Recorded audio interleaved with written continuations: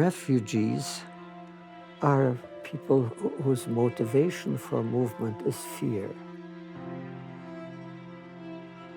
To get away from.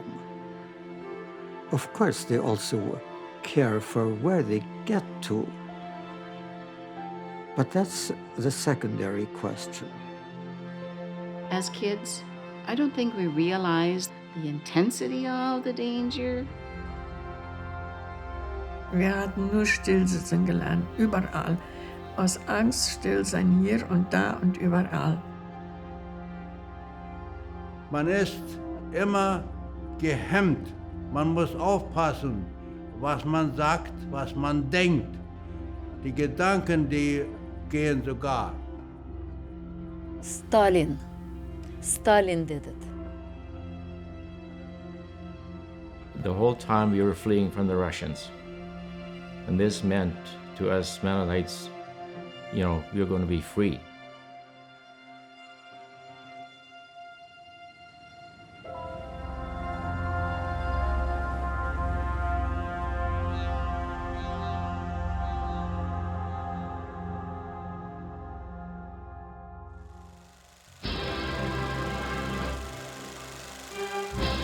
For Joseph Stalin, 1947 was a year to celebrate. Over the past 2 decades, he had consolidated his power over the Soviet Empire while overseeing a massive social and economic overhaul. After being nearly defeated in 1942, with the German army just miles outside of Moscow, the Soviet army would rally. Despite costing the lives of 20 million Soviet citizens, the Soviet army and the industry behind it had become an almost unstoppable force, rolling through Germany. The Big Three had won the war, but Stalin had taken the ultimate war trophy in the German capital of Berlin. His relationship with the West, however, had gone cold. The Americans' presence in Europe countered the Soviet army, and Berlin, now divided by the Allied victors, had become a source of constant friction between the two emerging superpowers. There was also a refugee problem. Spread throughout Germany and Western Europe were masses of Soviet citizens. Some had been taken as slave labor during the war, but many had fled west with the retreating German army, desperate to escape Stalin. Stalin wanted all his people back, and that included soldiers, included Cossacks, German Lutherans, German Catholics. He wanted Mennonites. He definitely thought that they were traitors to the homeland and that they should be punished for that. The war is over, and these Mennonites are hiding in Europe. If they're found, they're going to be shipped back to Russia. Into labor camps. They weren't allowed to go back to where Mennonites had originally lived. Women, children, elderly were just sent out into the gulags, into the forced labor camps, and forced to work. After World War II, there's thousands of Mennonites trapped in refugee camps in Holland, in Germany, and a large group in Berlin. American-administered section of Berlin with the Russian zone around them, a refugee situation of folks who are very afraid. The events that would follow would make international headlines, involving countless aid workers, the Soviet and American high commands, and even a queen. But to understand the story of how these Mennonite refugees from the Soviet Union got there in the first place, and why they were so desperate to never return, you need to go back in time. 3 decades earlier, in Ukraine region of the Russian Empire, is where their story begins. The Mennonites living there were part of the larger religious movement that had originated in Holland centuries earlier, as followers of the former Catholic priest, Menno Simons. They believed in adult baptism over child baptism and were pacifists, strongly believing in nonviolence. At its core, there's a belief in following Jesus as the example, nonviolence. They also spoke the German and Plattdeutsch, or Low German, languages. And because the Bible was translated into German, as well as German hymn books, that became a central anchor point for them. They wouldn't be ethnically German. They do now speak German. These Mennonites were originally drawn to Ukraine as a place free of religious persecution, with exemption from military service.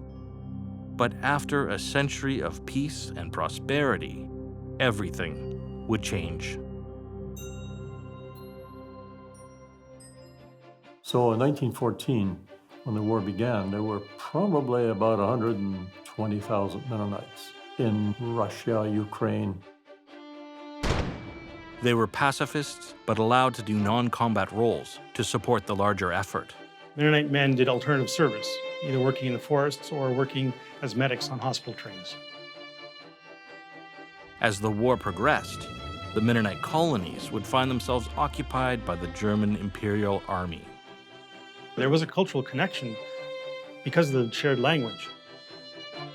Russia was in the midst of fighting Germany, but would plunge into a series of crippling revolutions, ending with the Communist Revolution, led by Vladimir Lenin, forcing a peace with Germany. 1918, the war came to an end. Germany had to withdraw. There was no good government. Anarchy would overtake Ukraine. Led by the notorious bandit Nestor Makhno, the Mennonite colonies would then endure pillaging and murder at the hands of his bandits. Makhnovsky, who was not communist, but he was an anarchist.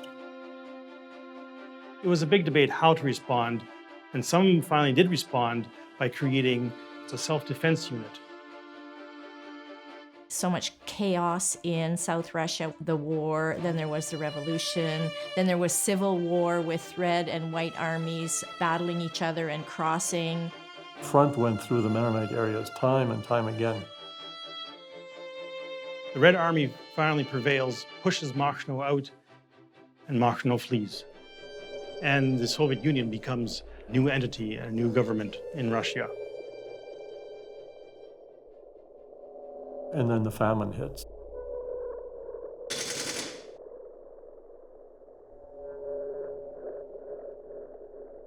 It was a combination of drought. It also resulted from the Soviets confiscating a lot of grain, seed, food, draft animals, and so on.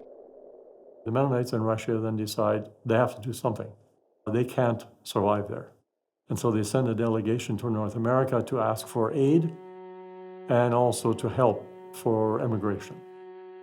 There was a meeting in the summer of 1920 in Elkhart, Indiana, that brought together representatives of numerous different Mennonite groups in North America. The Mennonites in Ukraine, they were desperate. They reached out to their religious cousins. Some of them had close connections in Canada, others were more distant in the United States. There were other Mennonites, part of the larger movement in Europe, that centuries earlier had migrated to Pennsylvania, the American Midwest, and Ontario, Canada. There was also a group directly related on the Canadian prairies who had come from Ukraine only 50 years earlier. They were known as the Canadiens. In the 1860s, the military exemption is threatened, and they have to teach government curriculum in the schools in Russia. Some of the Mennonites in Russia figure this is not what we want. About a third of the Mennonites left Russia at that time. These groups in Ukraine, the United States, and Canada had never worked together.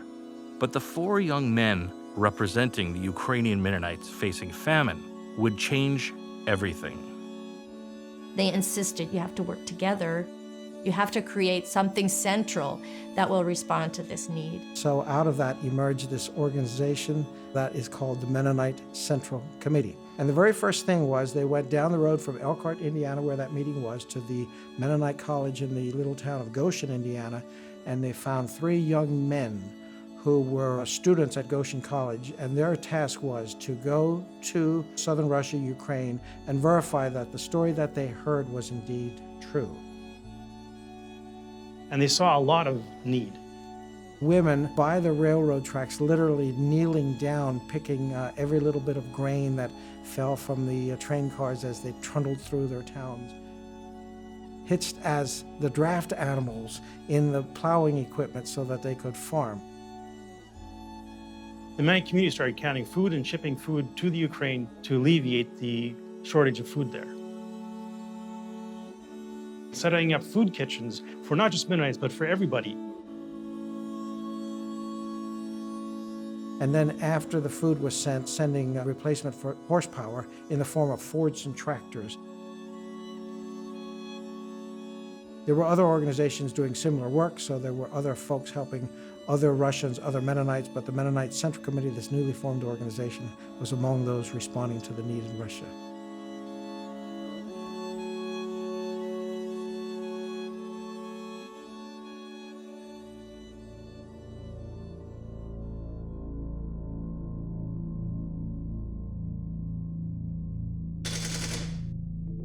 Lenin establishes a new order, and it looks for a number of years as though things are maybe going to get better. But that's also when the Canadian Mennonite Board of Colonization in Canada arranges for immigration. The Mennonites who came to Canada in the 1870s, they showed the government they were good farmers, they were good citizens. And that sets the stage for the immigration in 1923. Almost 20,000 Mennonites transported to Canada. It was a very difficult time for people to decide if they're going to leave. Many families are torn. They stay because they feel as if there is a future there. Some stay because they don't have any opportunities. Some stay because of family reasons. They want to remain close to them, and they think that they can negotiate with the Soviet government and figure out how to live under this new system.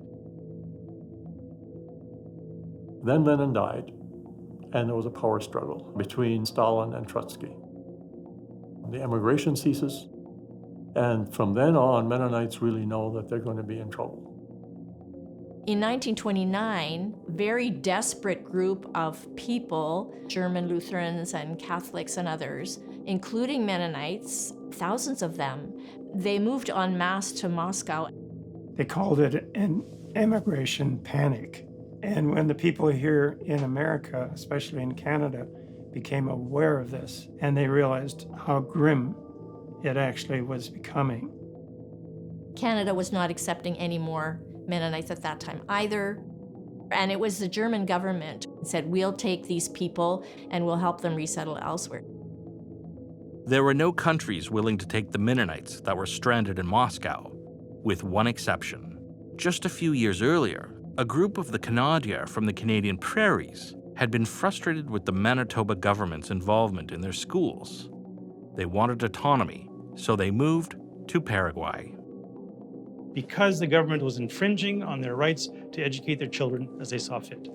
The government said, sure, you can come to Paraguay, you can have your schools, religious freedom, but you gotta go to the Chaco, you gotta go to a place where there is not settlement, you gotta start over. The Chaco was dry, hot, and had never been farmed. Nevertheless, some 1,700 Mennonites from Canada would establish a colony there. In 1929, they're joined by the group of 1,000 who had fled to Moscow. Some Mennonites got out and got to Paraguay, but after that, the border was shut. They were at the mercy of Stalin.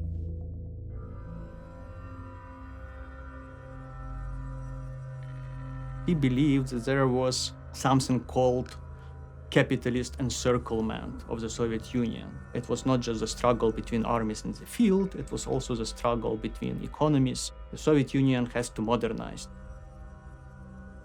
Isolated and lacking capital to embark on his ambitious plans, Stalin saw the peasant farmers as his solution.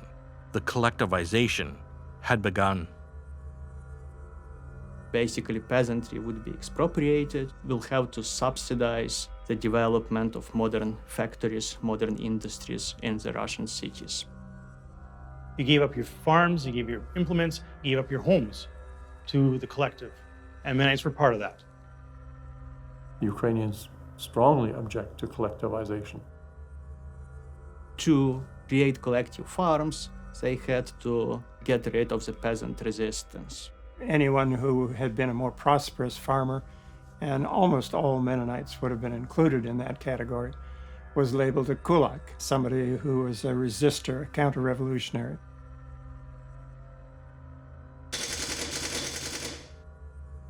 In Ukraine, also in Kazakhstan and other areas of the Soviet Union, grain will be requisitioned from the villages and the people won't have enough to live.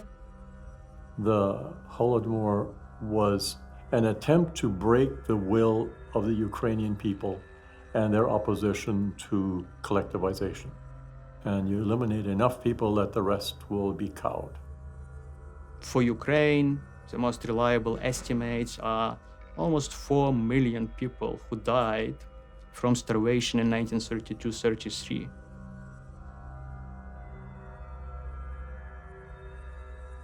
I still remember the NKVD came and searched the whole house. They knocked on the walls, and then they found it right. And I was standing beside my dad, and then he said, "You will give 1 pail for Stalin." Die Leute, die mussten fast verhungern. Und dann, wir gingen dann zur Schule. Und meine Schwester und ich, wir waren so elendig, wir bekamen jeder ein halbes Liter Milch, dann haben wir Wasser rein. Und so haben wir überlebt als Familie. Spring came, we was going in the field, and there was kind of grass that we could eat. That we took and ate it. Mennonites were in part sheltered from the hardship because they had connections with North America, with Germany. In fact, essentially the only thing that they were able to do after that point was send relief packages and money. It was a bit of a fraught situation because the packages could be looted.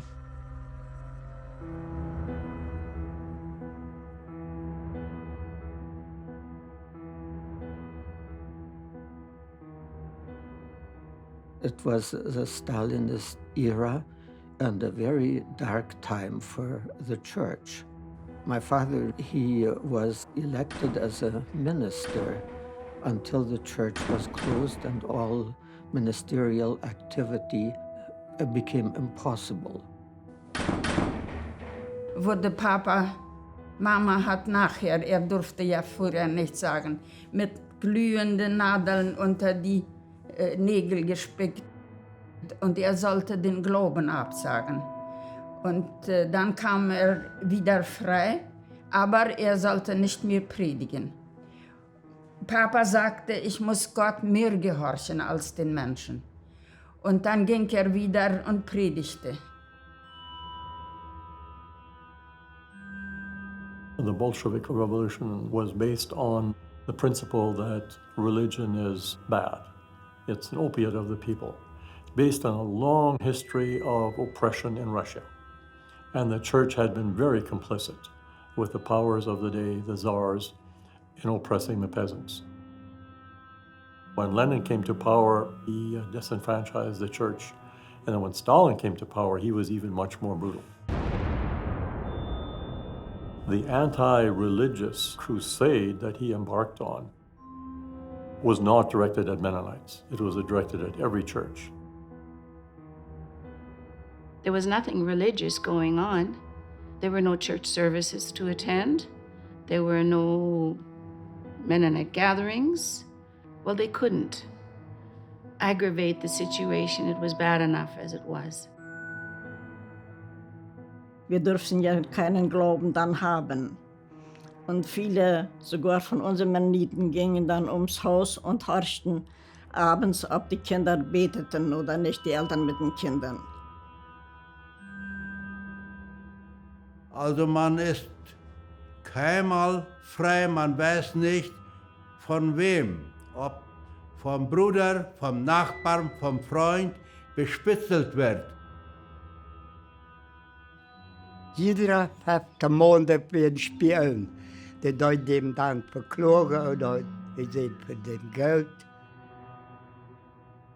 Our Mennonite teacher, she had to ask whether our family celebrated Easter, a great church festival, or Christmas, and she was to report that. Denn ich erinnere mich noch, wie mein Großvater, wie ich auf dem Schoß bei ihm saß und er erzählte mir die biblischen Geschichten. Und seine Töchter, sie waren 2 Tanten von meiner, wohnten mit ihm zusammen. Die waren so schrecklich unruhig. Die hatten Angst, die würden sie nach Sibirien schicken.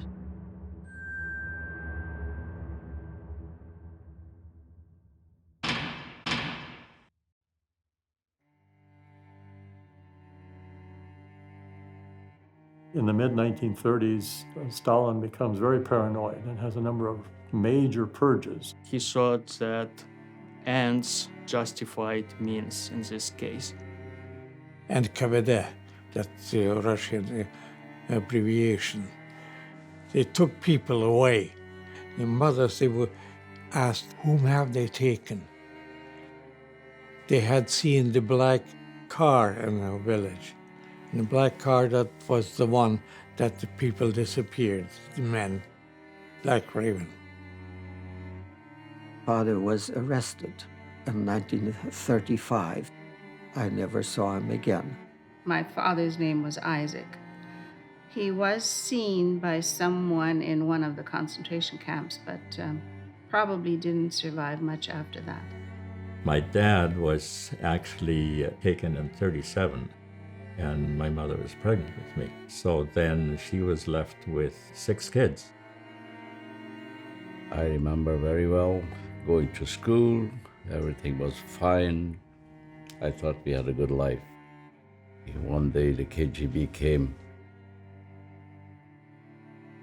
opened the door wide, and he said, now I have to go too, because many fathers had been taken away. 8 cousins stood and cried until we saw our fathers loaded onto a half-ton truck, never to be seen again.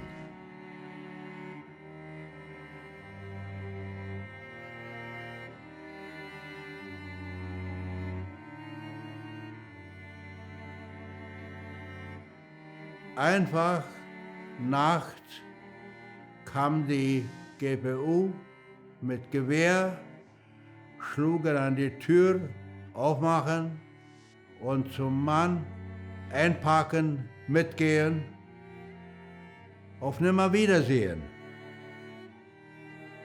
The mayor from our town came and knocked on the window and said, open the door.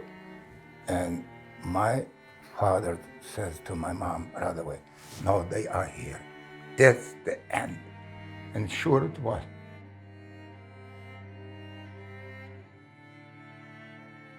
We always said, they were taken forever. And none of them came back. Most of them were shot a few days after their arrest.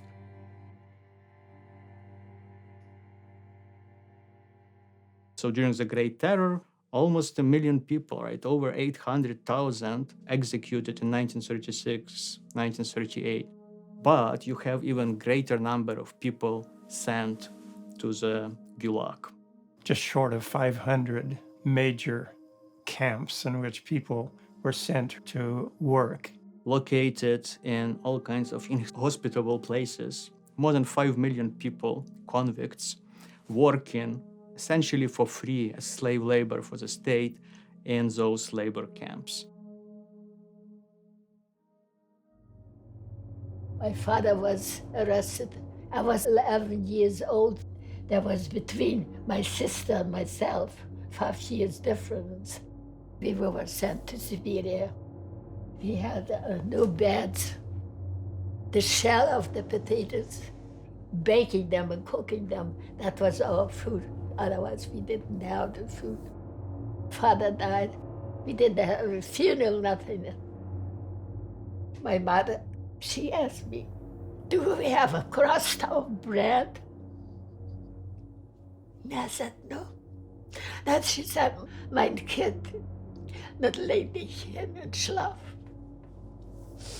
So that's what I did beside her. And in the morning, I realized she had died. So early in the morning, my sister said, okay, now let's go to escape. So we walked for 3 days. And My sister said, which house do we knock on the door for help? And the lady opened the door and we asked for help. She said, come on in. Went with a truck to the station where the train from Moscow. We found my aunt, and there I stayed for 10 years. And my aunt, she became my mother. She took care of me.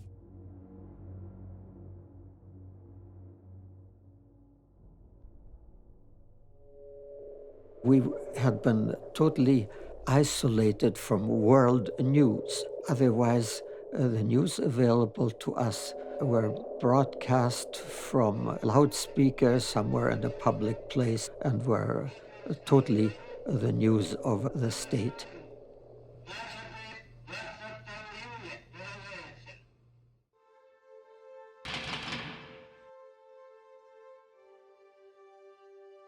They took all the men from 16 to 60. Nobody see them again. Oh, they would say, the Germans are coming, the Germans are coming. And in the night, the German planes were bombarding. We had orders to organize, and we were on the way to Siberia. And then the Germans started shooting. I think the closest shell fell maybe about 30 meters or so from our shelter. The machine gun stopped and it was quiet, very quiet. And then after a little while, there was a big bang. The hydro dam had been blown up. We could hear the waters rush 5 kilometers away. And apparently thousands were swept away by this destruction of the dam. And all of a sudden we see 3 men coming up, machine gun and all that. It was with German soldiers. And they came passing by. Ja, guten Morgen. Was? Ich spreche Deutsch? Ah, ja. Came to the back door in, and I talked German to that guy. And he turns around and he said, hier is een Russenjongen der kan Deutsch sprechen. Actually, some officers knew that we were there, but this common soldier did not.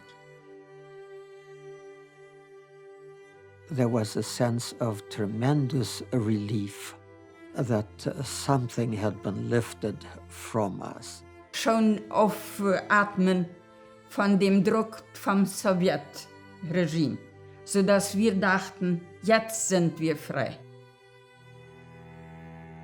We were under the impression Germany was a Christian country. Die ersten Soldaten, die kamen, die hatten hier und am Koppel Gott mit uns. This was the old Germany that some of the people still knew from where they had received their German textbooks or their German Bibles and hymn books and other things. Wir so froh waren, dass wir jetzt wieder frei beten und Andacht haben konnten. Germans, from their perspective, they view Mennonites as people that they can work with. Volksdeutsche, right? Ethnic Germans, not really German citizens. Slavs were not at the very, very bottom, but at the bottom enough. So they were not treated as decent human beings, right? They were labor and to work for the German masters. They took Ukrainians out of Ukraine and forced them to labor in Germany for their war effort. Und da wurden wir sehr gedrillt, als Restdeutsche sollten wir dann buntdeutscher Mädchen und der ganze Drill da. They wanted to Germanize everything. My name started off as David. David was a Jewish name, and it was not very welcome with the, if I should use the name, Nazis. As a child, I was called by the nickname Vitya, and that came close to Victor.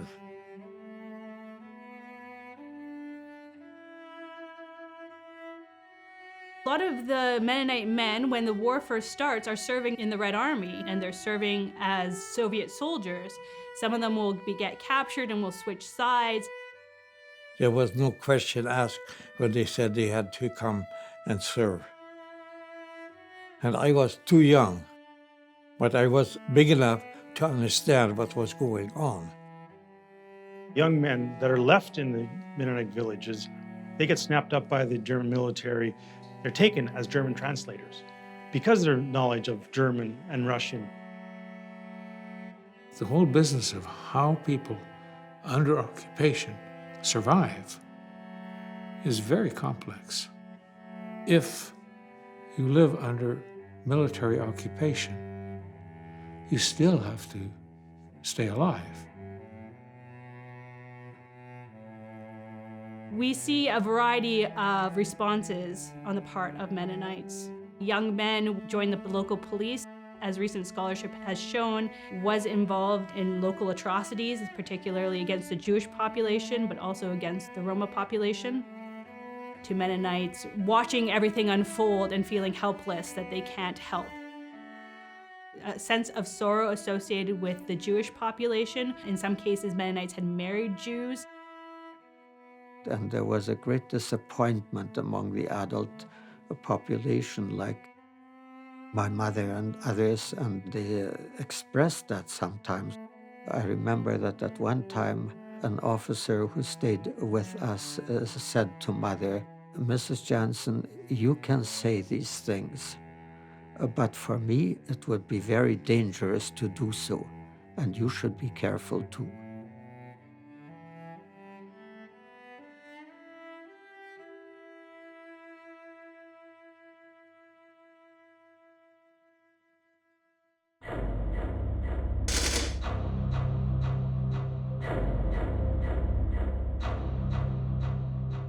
The well-known battle is, of course, of Stalingrad, the famous battle that turned the events of the war.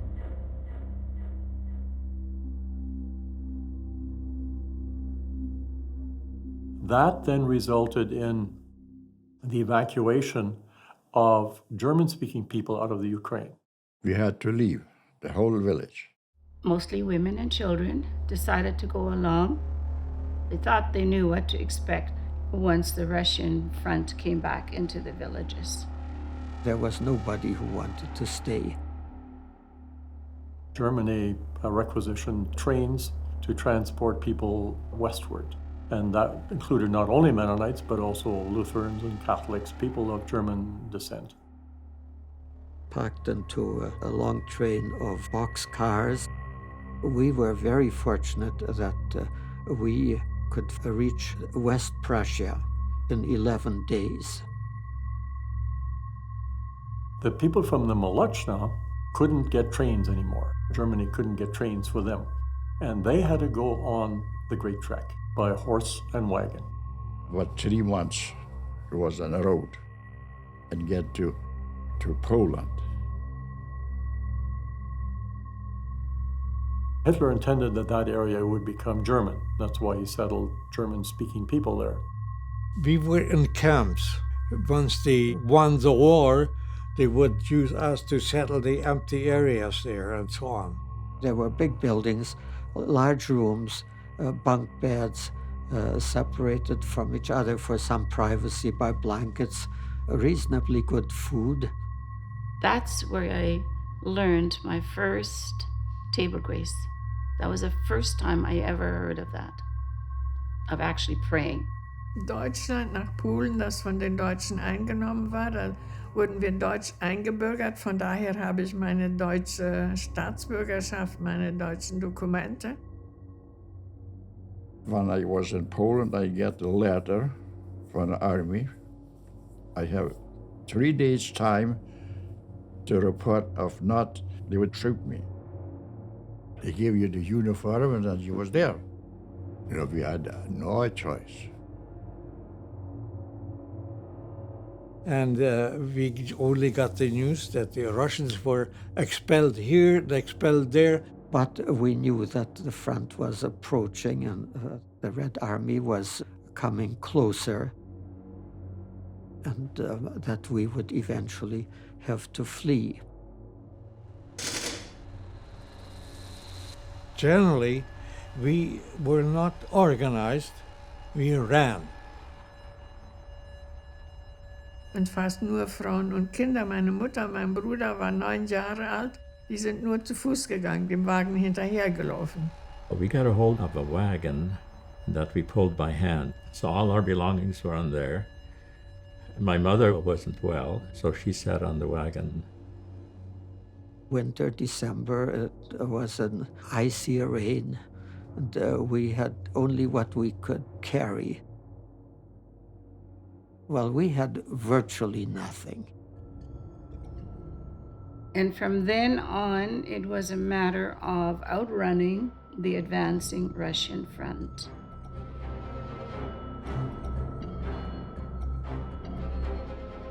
There were so many people on the road. One evening, the sun was setting down. Could hear already the Russian army.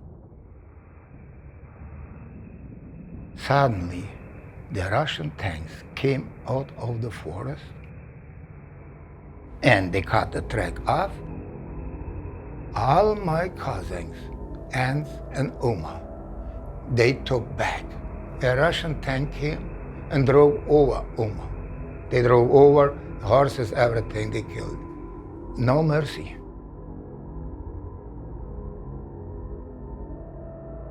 Und meine Mutter war auch mal im Schnee sitzen geblieben und konnte und wollte nicht mehr weiter, weil sie auch total mutlos war. Aber dann kamen die anderen Frauen und nahmen sie unter den Arm und gingen mit ihr mit. Sie hat eigentlich nur wegen der Kinder überlebt, das alles überlebt. A Russian soldier came. He said, "Are you Nemka? Are you German?" Mom didn't see nothing. He took his rifle, turned it around. He said, "Убью тебя. I'm gonna kill you." By that time, when he was ready to kill Mom, a Russian officer came. If you don't come right away, you have time to talk with the old woman, you're gonna get it. And he left us. We escaped.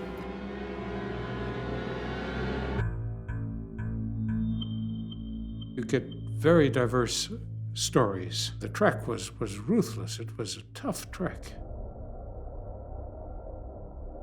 And there were more people sent back than got through. I was 3 years old. And my brother I have never seen. I didn't even know how he looks or something, or my father.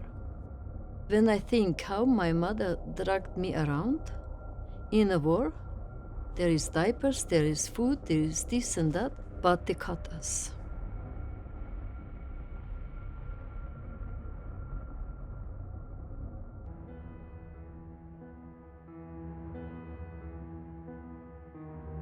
Our goal had been simply to go west. Signs that the further west you got, the more the bombing by the Allies. And I was 5 years old. You know, from day to day, I mean, you needed some food to eat, you needed lodging, and usually that meant sleeping in the hayloft. The farmers, they were very good about it. My mom had a bag of dry beans, and that's basically all we had. And then for the meal, she would take a hand of dry beans, here's your supper.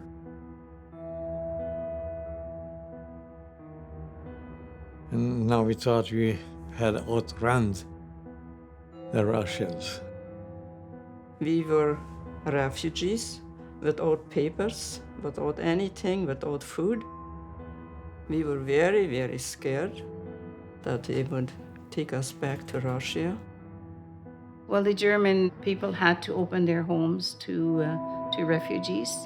People didn't want any refugees. They had enough to take care of their own. We all spoke German, and we were considered Germans. Before long, the army was at our door, and they drafted my dad. He had like 5 minutes to say goodbye to his family.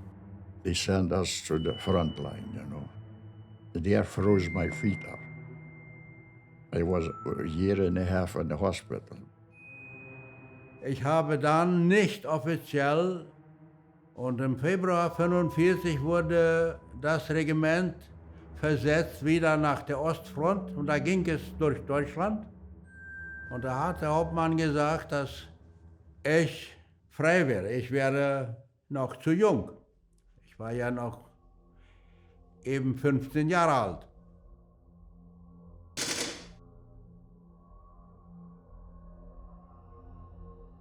As the war ended, it was uncertain how many of the Russian Mennonites that had fled Poland had been overrun by the Soviet army.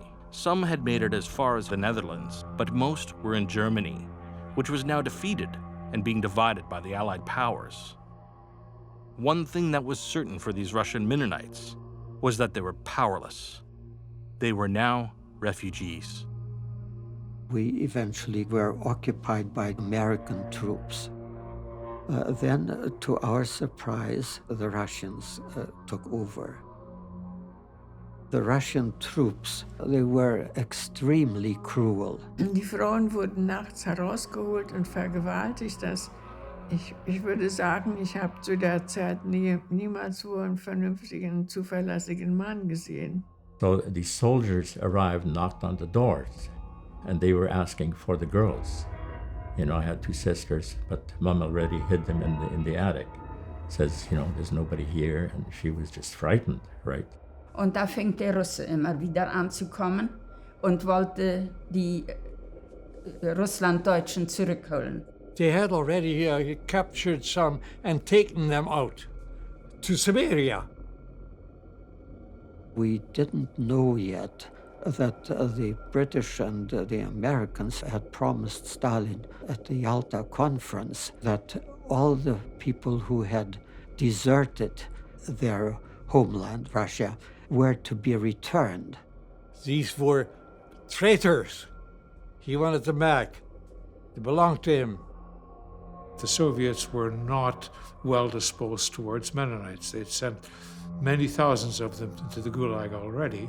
You were always afraid you would be the next one. When my mother heard trucks rolling down the street, she pushed us out the window at the back, and we crawled in to the windows of our German neighbors. They came 3 times to our village where we lived, and that old, nice mayor from that town, he says, Mrs. Dahl, I'm gonna send a boy and let you know. We escaped. We went into the forest. 3 times he came. The Russians had not yet erected watchtowers and all kinds of mechanisms to keep people from leaving for the West. These guards, you know, they had shifts. And when they changed the shift, we got through by miracle. My father's sister crossed the street. She had younger children, 3 little children. They were packed up and they were sent. I never saw my mom again. The Russians catched her when the war was over. They sent her, she gave her 10 years prison. Und dann eines Tages hielt bei uns an der Straße ein Jeep. Stieg da ein Onkel raus und der grüßte Plattdeutsch. Und dann sagt ich bin CF Klassen. He wanted to get all the people that were around there come together. He wanted to talk to all of them. CF Klassen was a primary MCC administrator in Europe in the mid-40s. He was one who was able to move in circles of high authority and move the program forward of trying to take care of marginalized people. The 1930s, there was even an idea that perhaps MCC should be disbanded because the initial request for this temporary committee, an ad hoc committee, had been completed, but there was a desire to keep the committee together just in case another emergency, as someone said, would arise. In 1941, MCC established a presence in England. Peter Dick was one of the earliest workers. John Kaufman was another one of the earliest workers. They put out a call for 2 nurses, Elfrida Clausen from Winnipeg and Anna Hunsberger from Kitchener-Waterloo area. There was a lot of distribution of clothing from Canada and the US, some food, particularly where there had been a recent bombing. Peter and Elfrida were both of immigrant stock from Russia in Canada. They lived in South Russia during that emergency of the 1920s.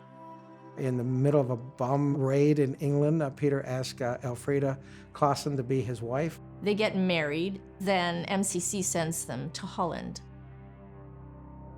In, again, distributing food, clothing.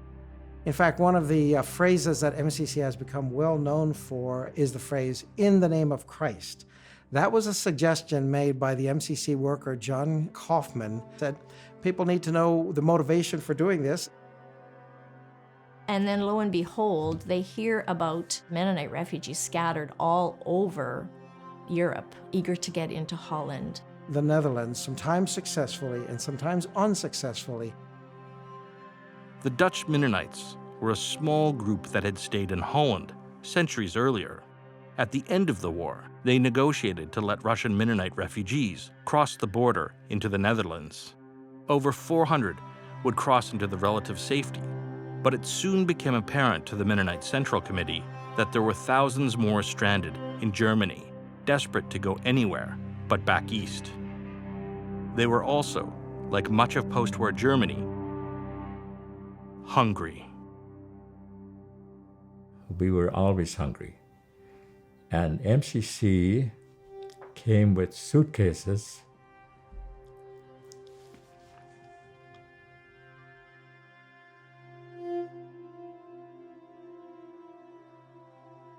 They came with suitcases of sandwiches. Like in sandwiches, we hadn't had a sandwich for, I don't know, years probably. So we just gorged on sandwiches. This was like food from heaven.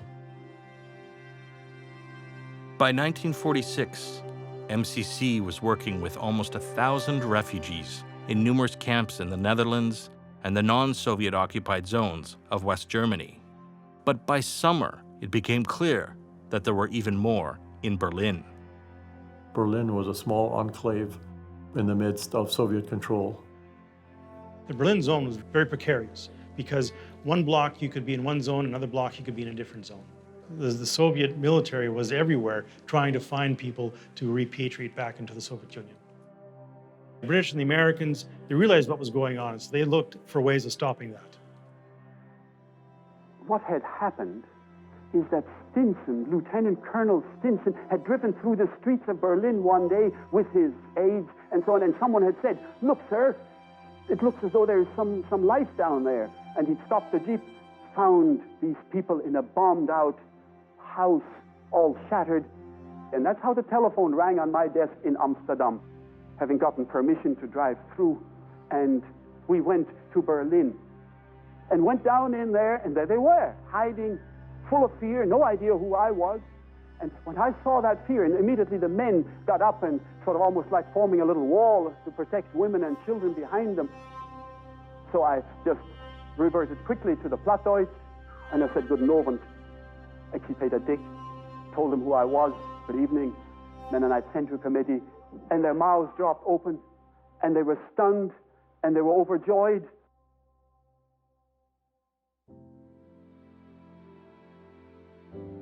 And they all gathered around, and there was so much sharing and so much listening and talking and telling all their stories of the flight from Russia. Somehow, without telephones, the news did get around that there was a place in Berlin where Mennonites gathered. Jag sa, babisa nu, vi amerikaner. Jag sagte, Chips, die fuhr han hier. Also als Flüchtlinge war ja eigentlich nie irgendwo Platz für uns. Dann einfach die Freude, hier dürfen wir sein. And they got one house after the other because more and more refugees came. We were over 1,000 refugees in Berlin. The Mennonites had a friend in the American military, but the Mennonites now were also a problem. At one time, Lieutenant Colonel Stinson just says, enough is enough, and we can't keep doing this. They had set up bunk beds, then a blanket separating, and then the next family. Well, it was crowded, to say the least. Dat we allemaal eten, dat we van hem te zijn. And the food came all from Holland. He had the ambulances full with food. On a daily basis, Dutch ambulances were traveling through the Soviet zones, including Berlin. They were picking up the thousands of sick and injured Dutch prisoners of war and laborers that had been taken during the war. Heading east, the ambulances were empty, so MCC packed them with food. Every Saturday, the kids got all a chocolate bar, which we actually didn't even know what it was in the beginning. But we were very happy to get that chocolate bar all the time. There were about 300 children. Of course, you can't have a Mennonite group without school, so they organized school without any kinds of materials. We had every Sunday our worship service there, and there was a preacher, and people were singing. Aber wir bekamen auch die Flickerdecken, die Frauenvereine da in Kanada nähen. Und da war überall das Schildchen drauf im Namen Christi. Und das war ein sichtbares Zeichen, dass es nicht nur schlechte Leute gibt, es gibt auch gute Leute. Und dahinter ist ein Gott. A lot of these people who came out of Russia as refugees, these were traumatized people. They were people who were suffering psychologically, spiritually, emotionally.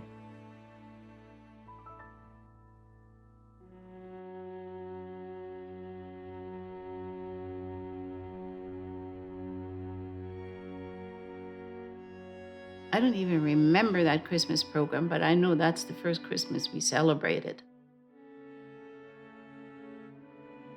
Peter and Elfrida, they were God sent. You know, they were a wonderful couple. They were always, no panic. They kept things in line. And Elfrida, I mean, she was such a gracious woman. Very lively young man. When he came, then everything lit up.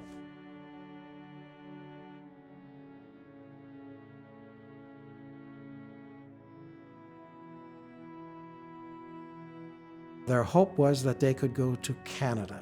Wir hatten ja auch Verwandte in Kanada, die war schon nach 26 ausgewandert. Aber das wurde annulliert. There were sick people, there were crippled people. Not every country wants to take refugees like that. Some of them had fought on one side, and some had fought on the other side, and some had collaborated, some hadn't.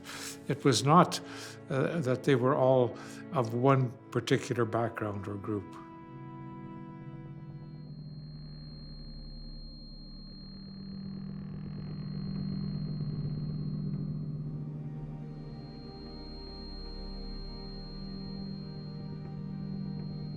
There was the Allied Council, and they met quite regularly to sort out all kinds of problems. The policies in Germany of the Allies clearly diverged, right? You already have the Cold War, starting with 1946, more or less. But the Cold War is Washington-Moscow. You have the senior commanders. They're in a difficult situation to begin with. They socialize together to a considerable extent, and The American and Soviet generals got on very well. There was quite a bit of hard drinking. General Clay and others were quite hopeful that they could help these people get out. The Americans were always in favor of letting these people out.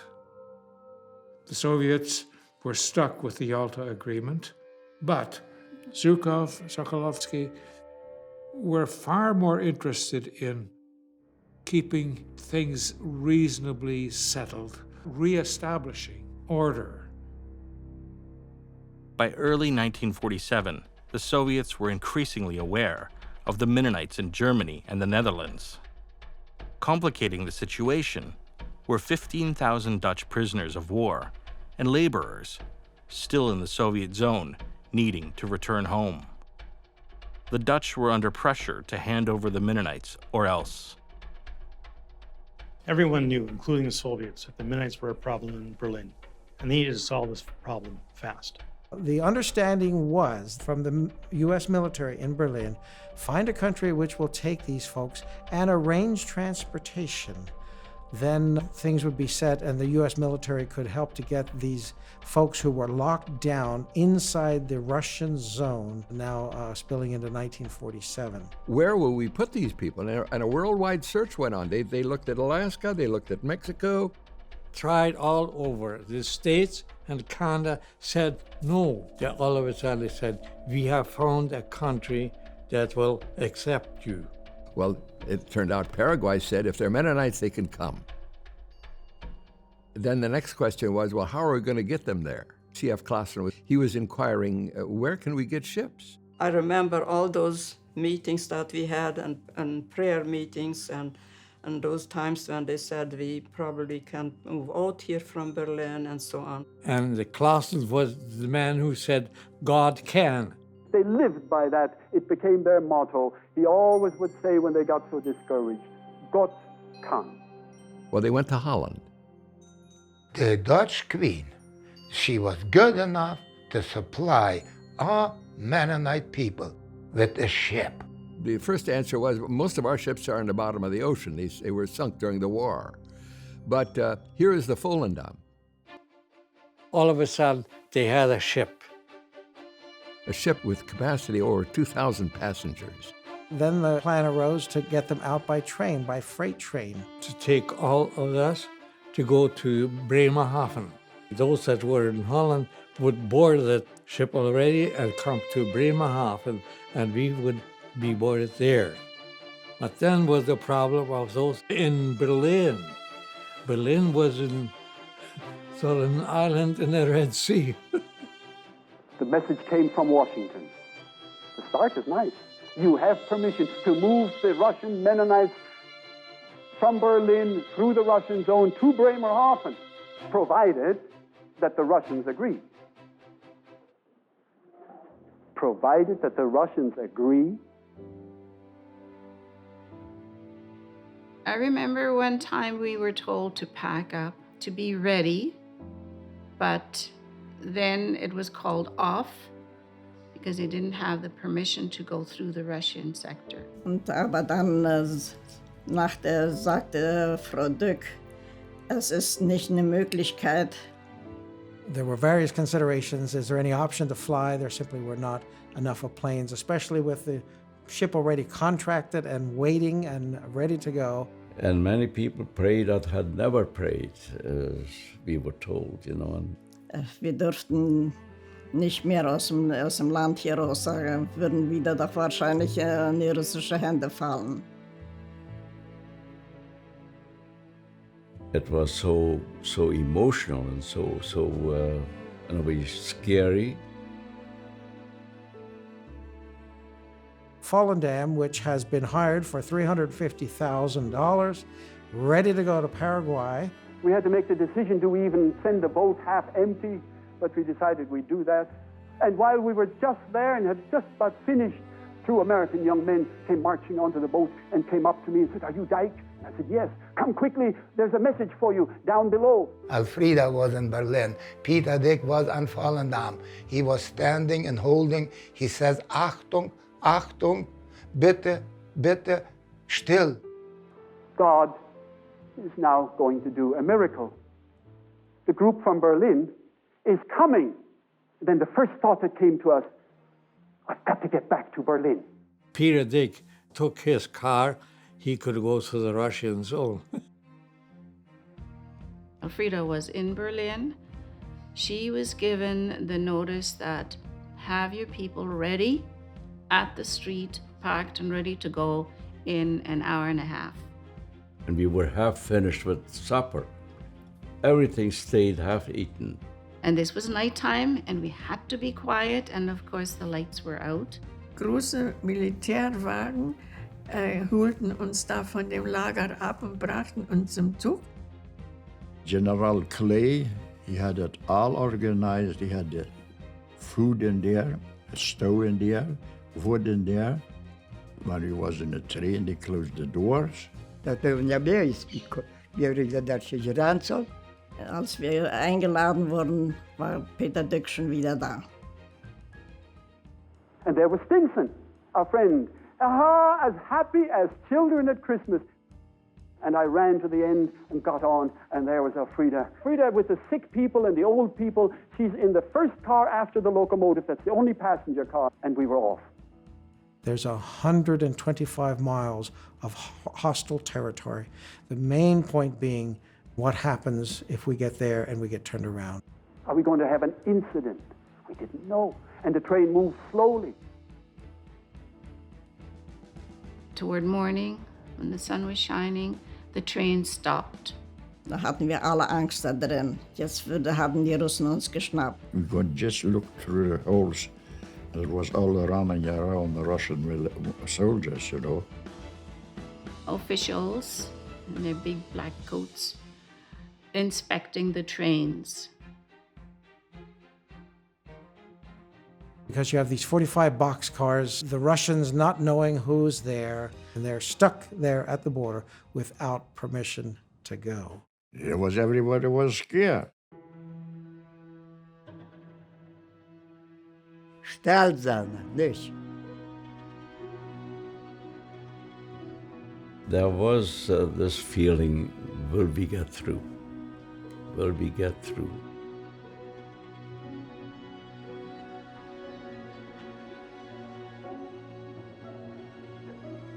And the board had fallen down. And while I was still looking, hardly could believe my eyes, the light turned green. Whistles on that steam engine, and then the steam belched forward and the smoke and the wheels skidded on the frozen tracks, and then slowly as they gripped, the train started to move forward.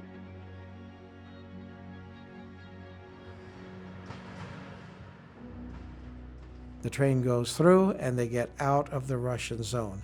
A miracle is a term that people used about that. And then it stopped, and then Peter Dick came out, opened the doors, boxcar doors were opened up, we are free. En dan zegt hij, nu kan je zingen, nu zijn we brutal. A feeling that people knew we are through. We don't have to go back. Dan wurde das Lied gesungen, dann danket alle Gott. It was a very emotional moment. One little window of time, there was permission to go, and because these people had all been ready, they were expecting, they were there, when that little tiny window popped open, the train went through, and these folks were on the way to the Volendam at Bremerhaven.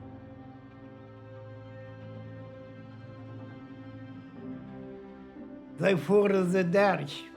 Ja, maar nou hij het mooie heet. Het was niet op dat stem. Hij had goud gedronken gehad. En dan op eenmaal heeft hij geschreven. Dan voet. It may be that some of them were intoxicated. It may be that Sokolovsky was intoxicated. But, you know, we've got this problem. How can we solve it? And women and children being thrown onto the trains and taken back. What would it look like? So I think one would hope that humanitarian considerations played a part, But I think you can also argue it was good geopolitics. It became known as the Berlin Miracle and captured international headlines.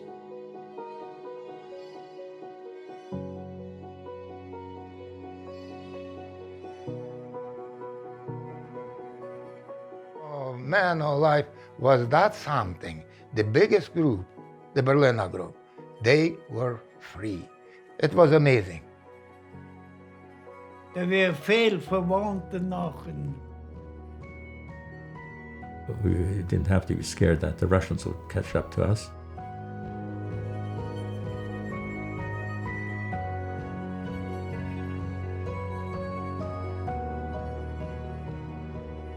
I had faith. I was very content. And I'm so grateful that gratefulness never left me. That's today.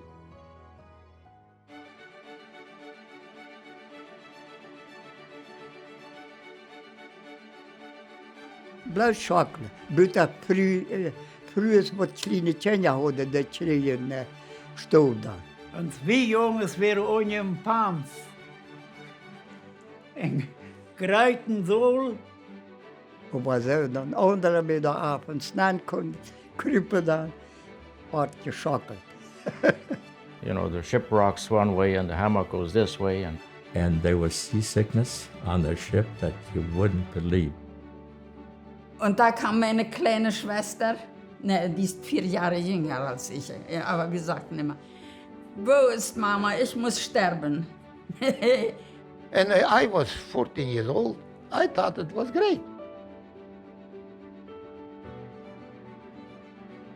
And babies were born, and also people died. Things happened. We had church. And we joined the choir. We had a big choir. Mr. Ramper was the conductor. Wir bekamen ja da auch noch Kleider, auch vom MCC, diese geschenkten Kleider.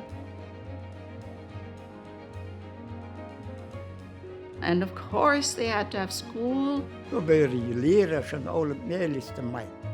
We were kids. And as kids do, they look for fun, right? They don't take the world too serious. And we had actually a lot of fun on the ship.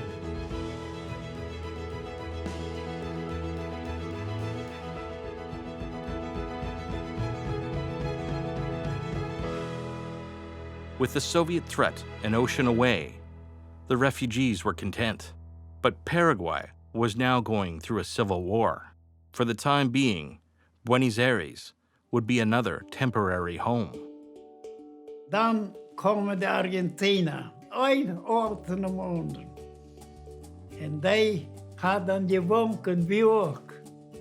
We were happy to see land again.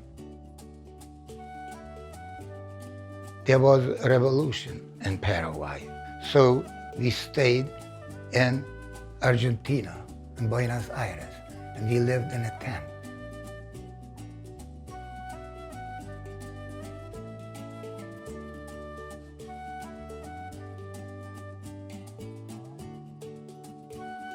Ging es unter Polizeiwachung jeden Tag 3-mal zum Essen. Wir arbeiteten in der Küche als Mädchen. They made the Mennonite food. Oh, was that all good. So gut wurden wir vom MCC aus betreut. Gab es eine Überschwemmung da, großer Regen. In den Zelten, alles so miterlebt.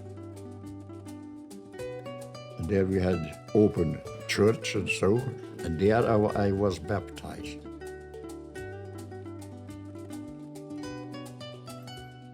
What to do in Buenos Aires?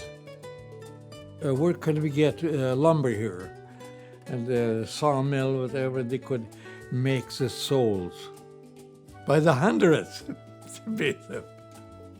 And then when they marched towards breakfast or lunch or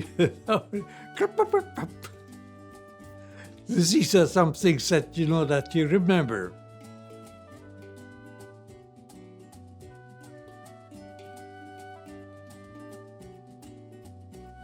Und da war Onkel de Fer schon immer, und die haben uns da sehr gut betreut. Uncle de Fer. Oh, that was a nice man. And Mrs. de Fer too. If there is a good general, there has to be a good wife behind him.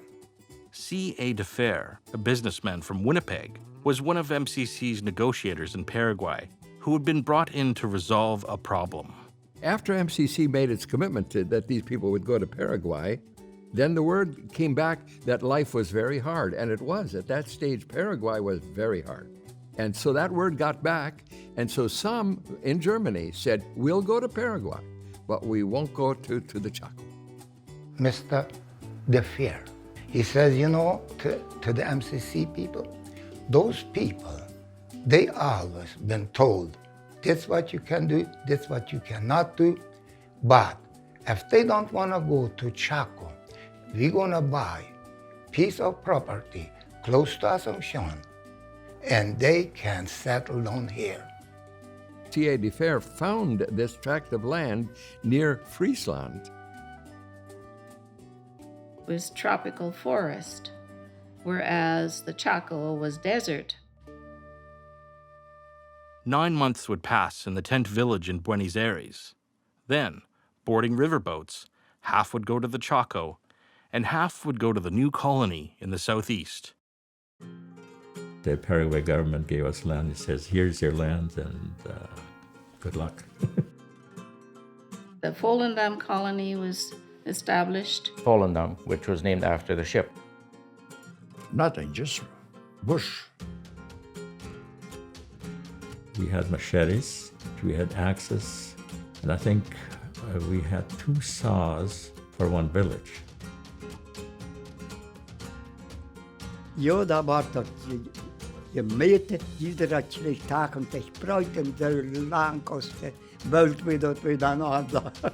Like everybody was in the same boat, so to speak. Whereas we went to the Chaco, eventually we got to the colony, we stayed with people that had settled there in the 20s.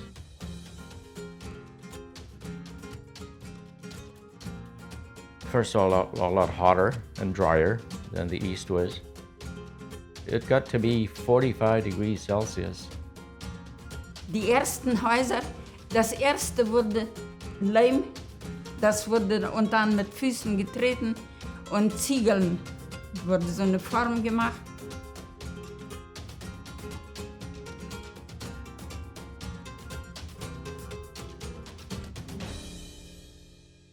We built roads, we built schools, we built the church.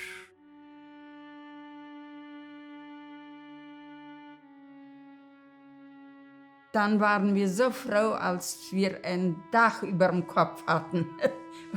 And we had our own house, our own home, and we were very thankful and very happy.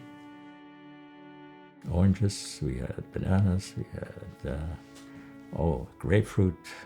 So it was really a very fertile land. We had snakes, several kinds, but the rattlers were the scary ones. For us kids, it was fun, basically fun. But for the adults to actually worry about having enough food for the family, and are the crops going to do well? Are we going to get rain? For them, it was very difficult. A settlement, which was an attempt to reestablish people who had been completely uprooted and had so much taken away from them. Feuer steigt Taubwolle über die Gasse, da muss ich der eine Wettre mitnehmen, in ihre Gruppe. You were lucky if you had some grown sons or teenage sons, and they had to grow up very quickly, become men. Frauendorf, a ladies' village. Mothers with kids, mostly. To this day, I remember the Saturday night prayer meetings. The church was full of widows, and how they cried and prayed for all the ones that were left behind. And in many cases, they didn't know where their spouses were, whether they were alive or dead, or some had remarried. Those prayers that came just from the from the core. Those were tough times, but we were free.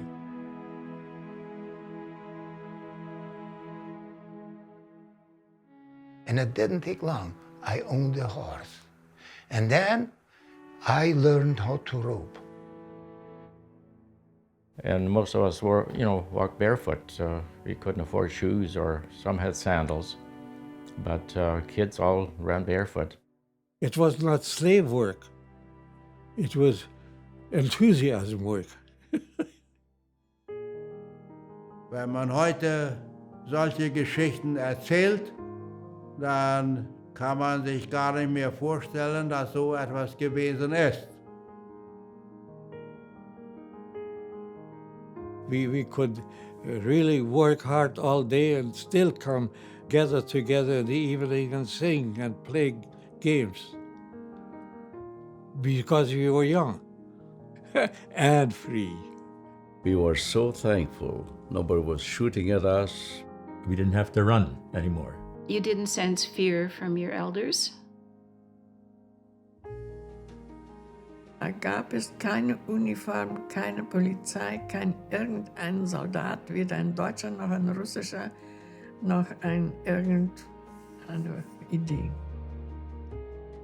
Keiner brauchte mehr Angst haben, um zu beten oder Gott zu danken. We had freedom of religion. We had freedom in our schools. So it's a great story, but it's not the entire story. There were many others who managed to make their way to zones, the western zones. So Peter and Elfrida both accompanied the first ship to Paraguay. And the thought was that we had done it. Barely got back, and they said, oh, so many people have come forward, we've got to have a second ship, and then a third, and a fourth. Peter went to the United States to tell the story, to raise money, to pay for those ships.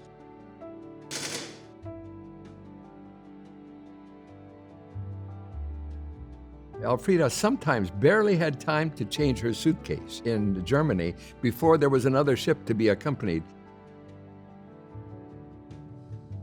She was to me, really the heroine of that story. And some were eventually allowed to come to Canada, or under a program of family unification. Initially, Canada wouldn't accept any. Canada did allow some people to come if they have relatives in Canada. The second Volendam voyage in 1948 would stop in Canada, dropping off a group now allowed to immigrate. At that time, a Canadier group boarded, wanting the autonomy that Paraguay had to offer. We moved for a while to the MCC camp near Stuttgart, where for the first time in a long while we met fellow Mennonites again. Got onto the Marine Tiger, troop transporter. In 10 days we were in Halifax, and from there life proceeded in Canada.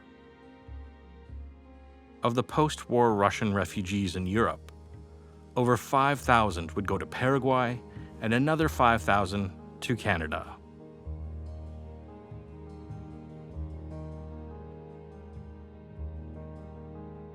Then, in the 1950s, Canada allowed many of those in Neuland and Volendam colonies to finally immigrate and join their relatives. Joseph Stalin would die in 1953. His totalitarian government had left millions starved, murdered, imprisoned, or exiled. How many were Mennonites is uncertain. It's hard to know. Statistics get increasingly difficult to get at. How many died in the Civil War, in the famines, in the purges? It's hard to tell. It's just guessing. Historians have worked out that there were about 35,000 Mennonites that came out of Russia during or after the Second World War. Really, one should say Soviet, Stalinist, communist, and not just Russian.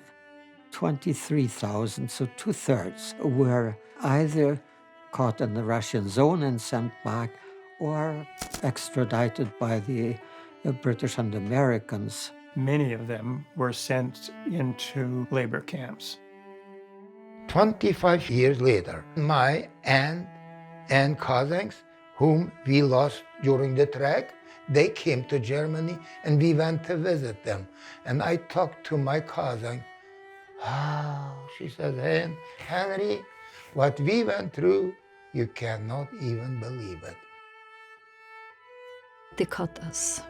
They put us on a train. As we came to Tajikistan, some people died on the way. We lived in a forced labor camp. We had no rights, and there is no school. Go now and work. I was told that half of us died of starvation. Half of us.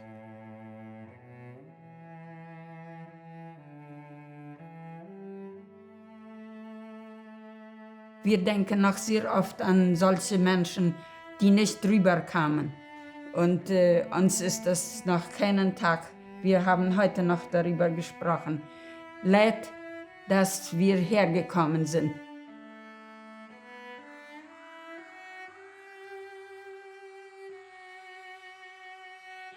Na, Emma dankbar. Ja, wir kennen ja nicht mehr viel, aber das ist bloß noch Danke, wieder nicht. What they went through to get us here, it's just unbelievable. Wir halten das auch für unsere Aufgabe, das in der Weise weiterzugeben, da wo wir können. I feel very much about refugees. Why? I was once too. Wir sind frei. Und dafür sind wir heute sehr, sehr dankbar.